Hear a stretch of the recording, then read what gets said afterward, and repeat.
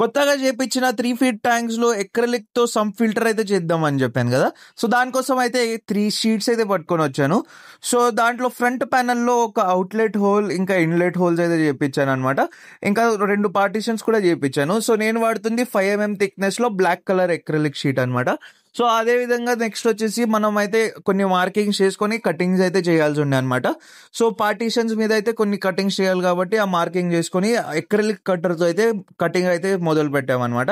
So, చాలా సింపుల్‌గా మనం ఇంట్లో ఇది కట్ చేసుకోవచ్చు. ఆ కటింగ్ కొంచెం మార్క్ వచ్చిన తర్వాత అయితే ఇట్లా బెండ్ చేస్తే కట్ అయిపోతదనమాట. కటింగ్ అయిపోయిన తర్వాత అయితే మనం ఆ పార్టిషన్స్ అనేది ఫ్రంట్ ప్యానెల్ మీద అయితే స్టిక్ చేయాలి కాబట్టి ఆ ఫ్రంట్ ప్యానెల్ మీద ఉన్న స్టిక్కర్ అయితే తీసేస్తున్నాను అనమాట. సో, ఆ స్టిక్కర్ తీసేసరికి మనం అయితే ఆ ఎక్రిలిక్ షీట్ ఎంత మంచిగా గ్లో అవుతుంది అనేది మీరు చూసుకోవచ్చు. సో, బ్లాక్ కలర్ చాలా మంచిగా అయితే కనిపిస్తుంది అనమాట. సో, అదే విధంగా పార్టిషన్ మీద ఉన్న స్టిక్కర్ కూడా తీసేసి నా దగ్గరలో ఉన్న స్టేషనరీకి వెళ్ళి ఒక గమ్ అయితే తీసుకొచ్చాను. సో, మీరు ఏదైనా ఫెవిక్విక్ అయినా వాడుకోవచ్చు. సో, మీ దగ్గర ఏం అవైలబుల్ ఉంటే అది వాడుకోవచ్చు అనమాట. సో, ఈ గమ్‌తో అయితే చాలా ఫాస్ట్‌గా, చాలా తొందరగా అయితే డ్రై అయిపోతది. ఇంకా చాలా స్ట్రాంగ్‌గా అయితే ఫిక్స్ అయిపోతదనమాట. సో, 2 పార్టిషన్స్ పెట్టిన తర్వాత అయితే మనం ఓవరాల్ లుక్ అయితే ఇట్లా వస్తుందనమాట. సో, ఈక్వల్‌గా గ్యాప్స్ డివైడ్ చేసుకొని పార్టిషన్ పెట్టేసాను.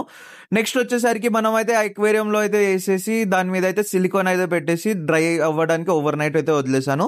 రేపొచ్చేసరికి దీని మీద వినైల్ ఇంకా దీంట్లో వాటర్ అయితే టెస్ట్ చేద్దాం లీక్ అయితదో లేదా అని.